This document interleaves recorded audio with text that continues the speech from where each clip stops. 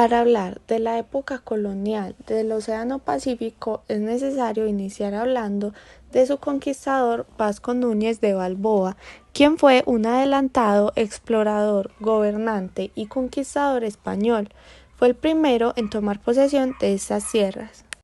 Eso pasó hace muchísimos años, entonces ustedes se preguntarán cómo obtuvimos la información.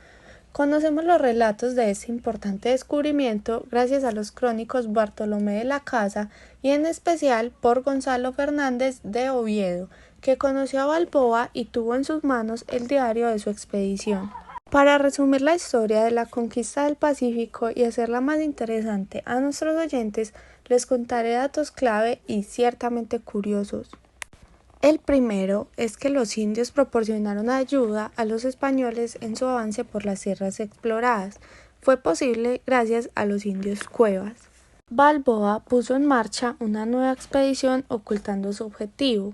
Él estaba en busca de nuevas tierras, pero le hizo creer a quienes le acompañaban que estaban en busca de minas de oro. Apenas llegaron refuerzos de Santo Domingo en 1513, embarca todo lo necesario para su viaje. ¿Sabían ustedes acaso que en ese entonces era muy común el uso de perros bravos para la guerra? Además, peleaban a muerte con los indios y atravesaron el Darién, lo cual es sumamente peligroso. Balboa se encuentra muy cerca de su destino. Escoge 67 hombres para acompañarlo a la cumbre de un monte roso que se divisaba a lo lejos. Existen muchas dudas acerca del lugar exacto desde donde Balboa divisó el Pacífico. Tradicionalmente se dice que fue desde el monte Pechito Parado a 600 metros de altitud. Concluida la ceremonia de posesión de la vista aérea, Balboa prosiguió su camino en busca de ese mar y descendió de las montañas. El agua del Pacífico había descendido, entonces Balboa esperó a que subiera la marea y tomó de nuevo posesión. Un acto muy significativo fue cuando tomaron agua en sus manos y la bebieron para identificar si era dulce o salada. Tribus. Su distribución de la población en el territorio. Se estima que en el Pacífico hay muchos grupos étnicos, algunos de ellos viven desde antes de la época colonial y los otros surgen después de aquel acontecimiento. Los grupos étnicos son Emberá, Waunana, Eperara, Shapidara, Tule y Agua. Algunos núcleos de indígenas Páez provenientes del Cauca andino se han localizado recientemente en la región. Los Eperara tienen su asentamiento principal en el río Saiga y los Tules sobre el Atlántico en el Golfo de Urabá. Se han constituido 95 resguardos de tierras sobre un área de 1.254.524 hectáreas. La economía de los indígenas se basa principalmente en la horticultura del maíz, el plátano, la recolección, la caza y la pesca.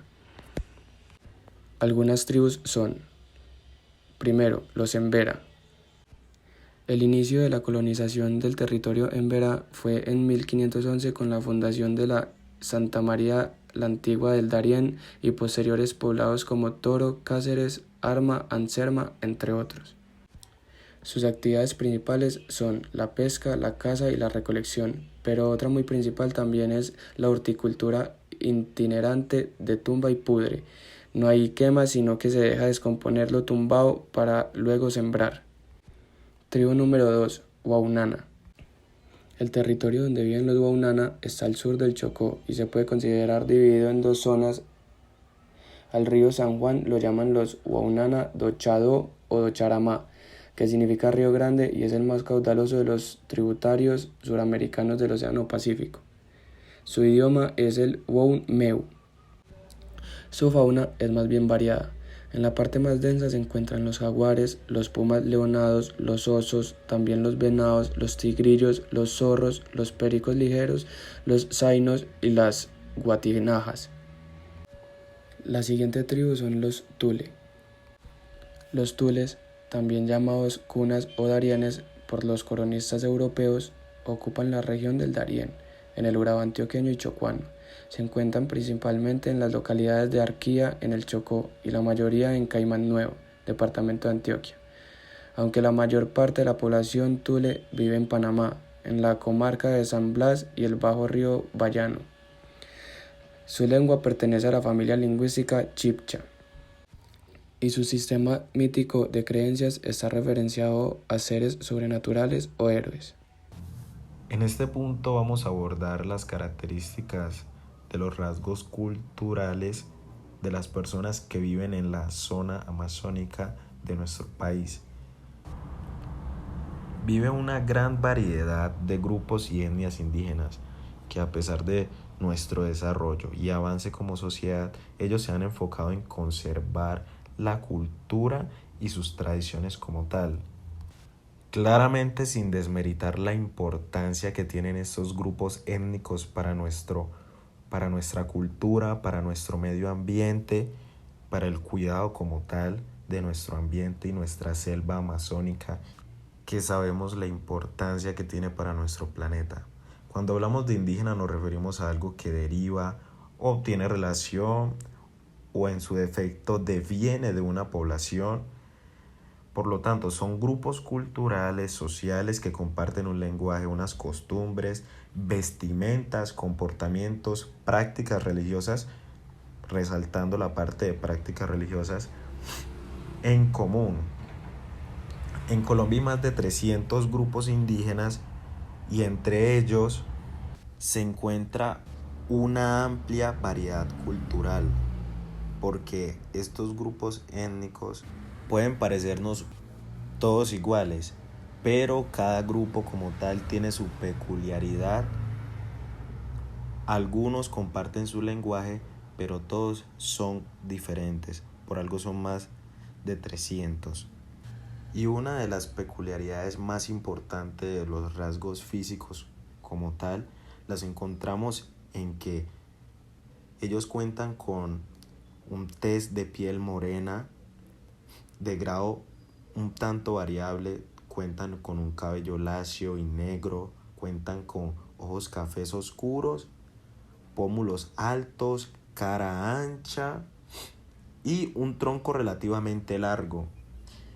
En el tema de la estatura, ellos tienden a medir entre los machos o hombres entre 1,50 y 1,57 y entre las mujeres 1,47 a 1,52.